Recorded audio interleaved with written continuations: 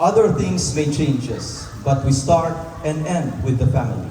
Remember, life feels complete when you're together with your family.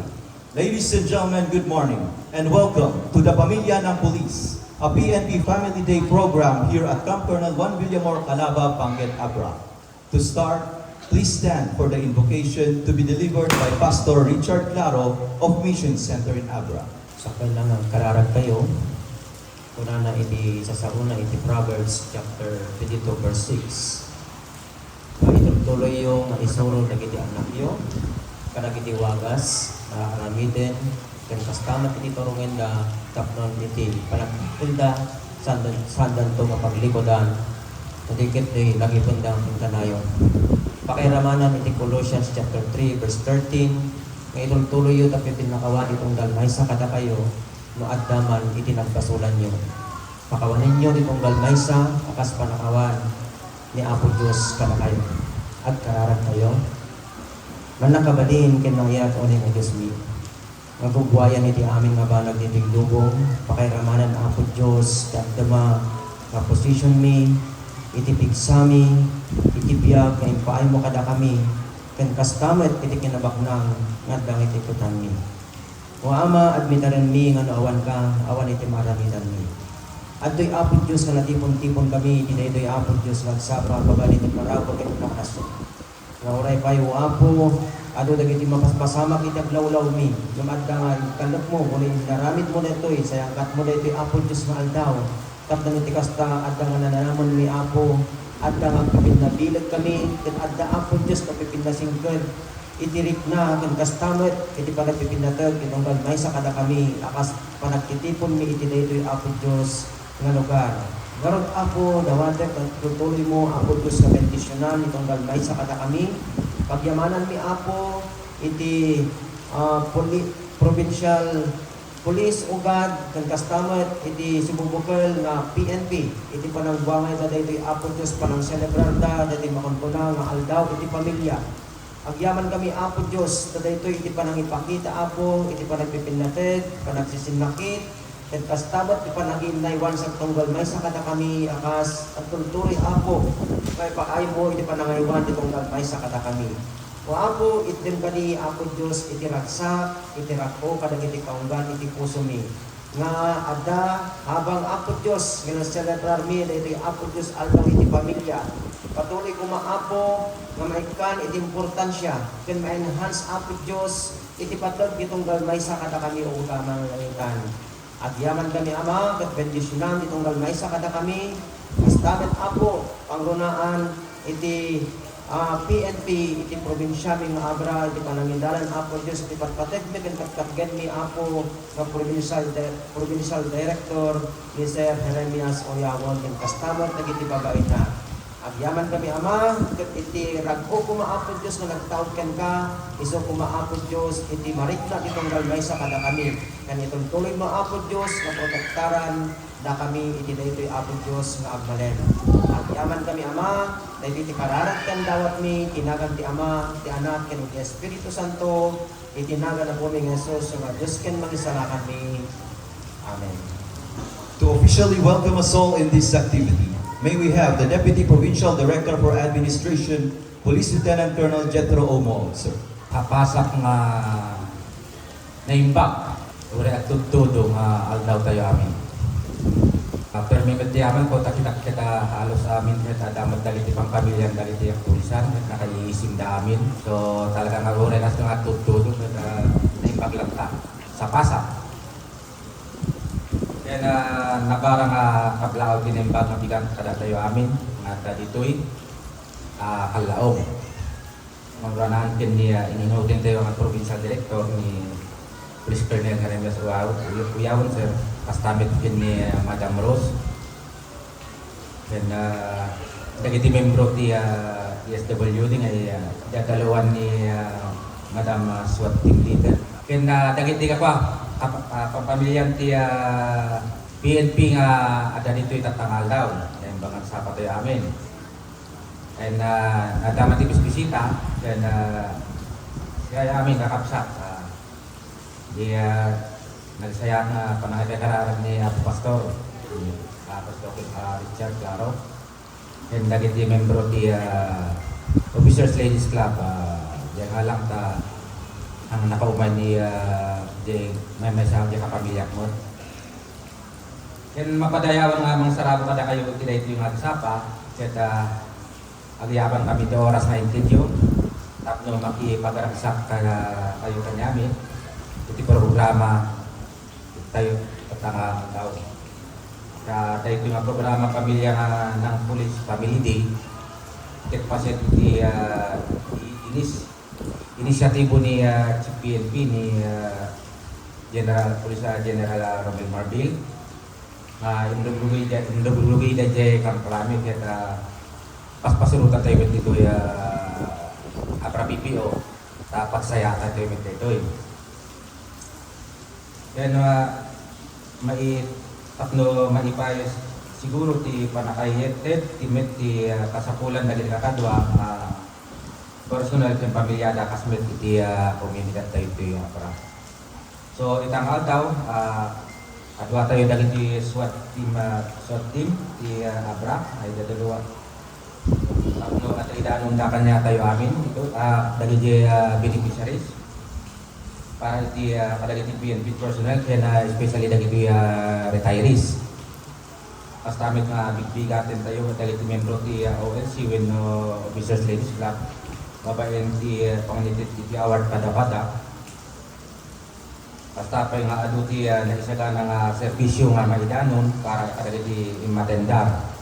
Kasi sa ato kumakagutuloy tayo di makipasit kadagiti amin nga isaga na aktibidad tapno marapat tayo dagiti ganwat iti dayto nga programa. So kasta na ako kita naimbag na nasaya ulit nga agsapa tayo amin.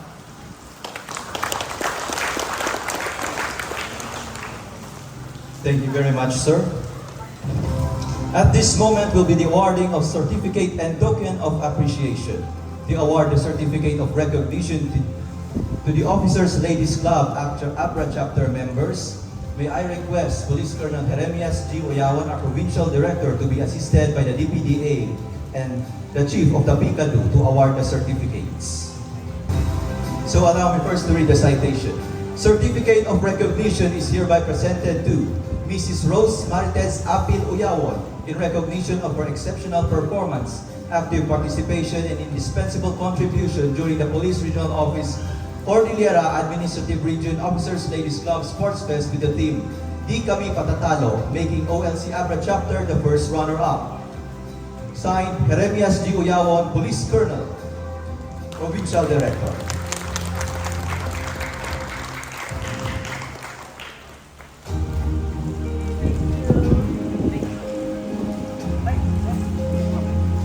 Same certificate is given to Police Chief Master Sergeant Junia L. Talingdan.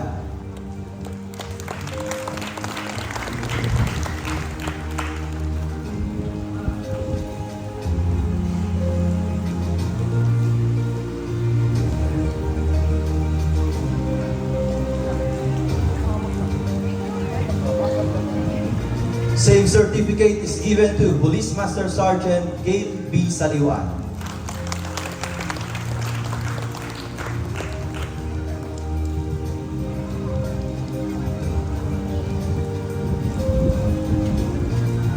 Same certificate is given to Police Staff Sergeant Charmy Lane M. Estepani.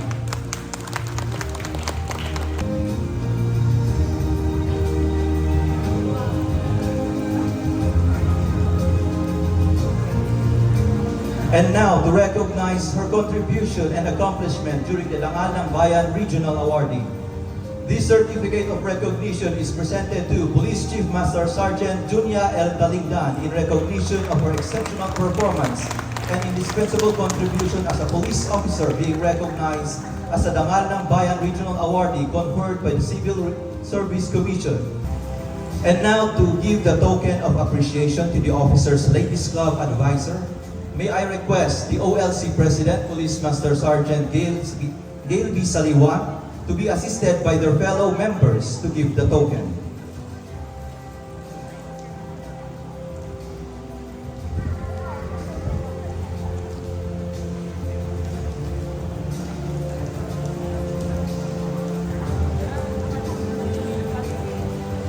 This token is a lampshade. Its purpose is to reduce glaring and diffuse light, having a relaxing atmosphere. This symbolizes a mother bilang isang ilaw ng tahanan. Like the lampshade, mothers reduce stress in the family, diffuses problems that arises, and makes a relaxing atmosphere within the circle. Ladies and gentlemen, a round of applause.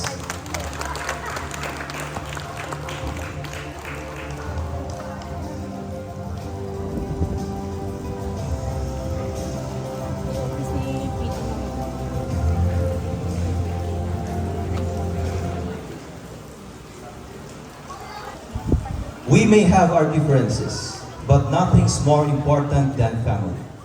Our keynote speaker for today hails from the land of Bulanao, Tabuk, Kalinga. He is married to Mrs. Rose Marites Apil Uyawon and they have 3 children. He is also the former chief of the Regional Operations Division of Police Regional Office Cordillera. Prior, he was assigned in various places across the nation. A battle-hardened officer with the will to be of service to his fellow countrymen and with the heart to look into his roots. He was assigned to the home of the most disciplined cops, that is, the Police Regional Office Cordillera. Presently, he is the Provincial Director of Abra Police Provincial Office. Ladies and gentlemen, let us all welcome the charismatic, passionate, confident, and resilient Provincial Director of PNP Abra, Police Colonel Jeremias G. Uyawon. Sir. Thanks, Sheila. Thank you very much. First of all, I would like to acknowledge, of course, the people in front. No, kastoy ka no. Sino tiyong unan? Kakaduawan no asawa. Asawa. So, first of all, acknowledge my wife, Mrs. Rose Marites Apil Uyawon, of course, DPDA, Jetro Picado, PLA, of course, Pastor Claro. First other officers from the staff, the NSUs, PNCOs, NUPs, of course the families of police, which why we are here to also give, if not this part of how we recognize yung mga efforts and sacrifices they did when they were still in active service, and of course our families. You know, when I was in every meeting during enhanced managing police operation, whenever our chief PNP speak or give guidance, they always emphasize on the families of PNP. That's why yung isang nano niya doon regarding gift, yung sa gift giving, ano ba mga iba? Mga pagkano ng pakain sa mga bata o whatsoever. Whatsoever na. Sabi niya, the first thing we have to look into is our family. Totoo naman. Because pamilya pa rin ang una. Sila ang palaging gumagabay sa atin. There are inspiration, there are motivation. That's why we are working. Kasi dahil sa kanila. Of course, sa mga partner agencies natin, led by ating si Miss Greta Acopiado. So, gusto ko lang i-emphasize yung message as to the guidance of our Chief PNP. Palaging sinasabi na, bakit tayo? Why is it that we are giving our services sa mga ibang tao while in fact we are not looking at our organization? Ano ba ang problema ng mga tao din natin? So it's now timely that since it's a family day, so it's now time that we also give emphasis to our very own family.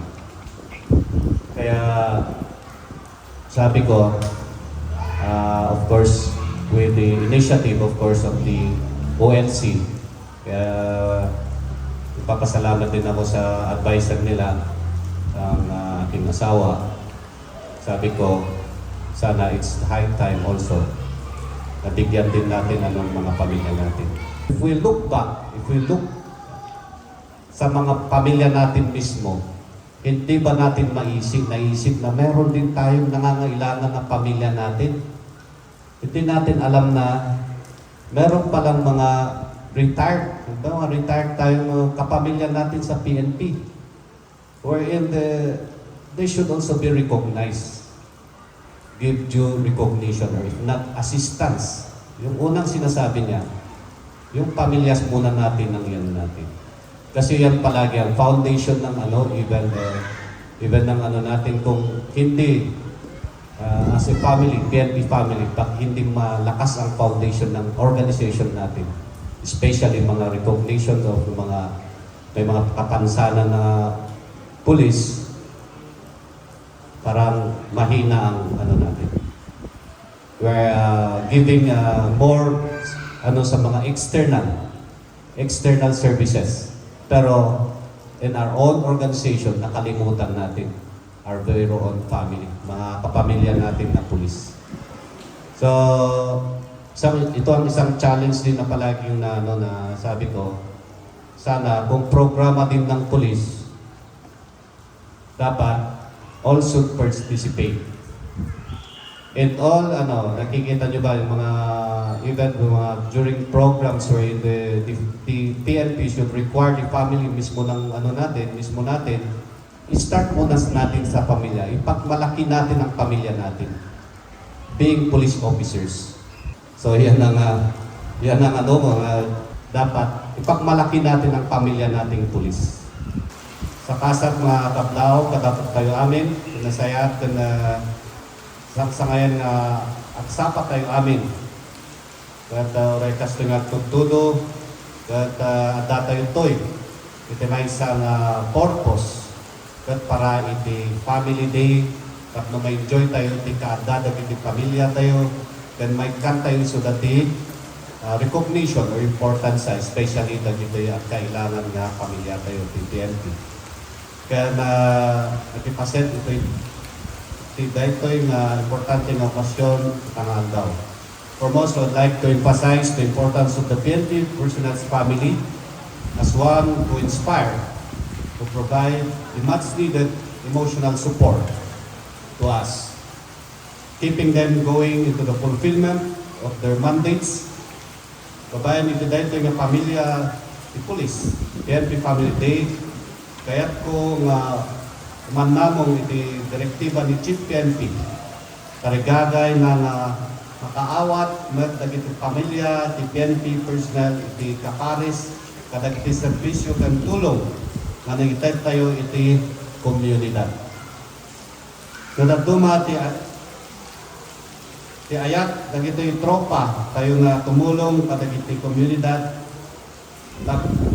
nulapsen iti aksaw, itenda iti kandigit, ken kanawan na imada, pati biyag da apo. At mapayo siguro ako because of the dedication of PNP serving the community, even their lives. Hindi lang handang ay servisyo ti kwadaludik, even their lives, just to fulfill their duty. Kat handa piman may kan iti nananay nga assistance kas iti komunidad narod nga sayat nga patungpal tayo dito'y opisina tayo iti panang kasigurado na naurnos kan na target iti bukbukod tayo ang pamilya tapno na tayo kat makaitet iti kalidad nga serbisyo iti publiko. Karonan iti amin kat diay makita tayo nga natarget kan naragsak iti pamilya tayo dapo kaisuda iti pagkapuan iti pagpiksa tayo kan motivasyon tayo nga trabaho iti umiling, especially dito implement tayo kaya tayo nga magunod iti linak kental na mano atawan nga iti ikan tayo iti importansya ket dagiti agkasapulon nga membro iti komunidad. Ita panawen nga ikan tayo met iti atensyon dagiti kasapulan, suporta, dagiti pamilya tayo, kasmet, dagiti membro, iti kapulisan, nga makasapol, iti suporta. Nagapo kada tayo nga ibilbilang dan ang pamilyada. Maragsa ka naklaunay nga itanga iti daytoy nga programa tayo tanga aldaw ket adda dato mga ahensya iti gobyerno ay bagak tayo nga nakipaset ken nakita tayo nakita kunay-nay kanya tayo tapno may danon tayo dagiti tulong ken regalo para kadagiti pamilya iti kapulisan ket dagiti daduma pay benepisyo. Agyaman ang unay kadada mangidandanon kadagiti kapatid unay nga suporta kadagiti pamilya tayo ditoy Abra PPO. Ket dakkel nga yaman mi ako ditoy partner agencies tayo i-SWAT gusto naragsak ang nakita dagiti isem ken katawa dagiti membro iti pamilya tayo ken dagiti kadwa tayo. Ngarod mangnamnamat nga iti pamilya iti pulis police day ket lalo pa nga mangpasingket iti panakay langan tayo iti tunggal maysa mangpapigsa ken mangpabiben iti kabuklan nga pagsayatan dagiti membro iti PNP ken dagiti pamilya. Lastly, the well-being of our police officers and their families is paramount. By ensuring their safety and providing essential services, we empower officers to serve the community more effectively. This Family Day is a step towards strengthening our support network and fostering camaraderie among our personnel. On this Family Day, let us therefore cherish with our beloved families and enjoy the day, of course, with us, the Abra PPO. Kat adunay baga ko nga po, kat sapay kumata, iti ganda tayo dito'y, iti support ko tayo, iti pamilya tayo, sapay kumata mag-motivate tayo, nagtrabaho pa yun. Kat nasawa ko na po, kat naibag nagsapa tayo.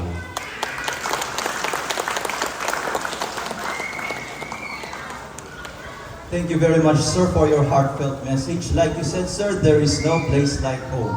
Ma'am and sir, please be seated. Ladies and gentlemen, that ends the program for today, sir. With your permission, sir, we now open the services of PNP Abra with the National Support Unit, sir. Thank you, sir. Now, ladies and gentlemen, these are the services offered by each unit. For department, application of PNP dependents ID, printing of duty status, non-pending case, service record, retirement benefits, and other moral and welfare services. For PIDMO, WCPD, and Bangged MPS, provide counseling related to VAUSI cases and other related crimes and issuance of the National Police Clearance. From our medical dental team, medical, health, and wellness services, free medicine and vitamins. From our forensics unit, drug test and other related forensic services. From our finance service, financial service help desk, printing of payslip, salary assignment, and the conduct of financial literacy. For the highway patrol team, they will be servicing the motor vehicle clearance. For PECO, static display of selected and available EOD equipment. For our legal office, legal service advice, counseling, and other related legal support and services for the PNP personnel. And for First PMFC, they invited TESDA, which will be conducting the haircut there at our trading post, and the photo booth featuring the First Abra PMFC and PNP equipment there near Post 1. That, ladies and gentlemen, are the services offered for today. Especially to our visitors, you may visit the booth at the back. Enjoy and have a good day. Once again, sa Bagong Pilipinas, ang gusto ng pulis, ligtas ka.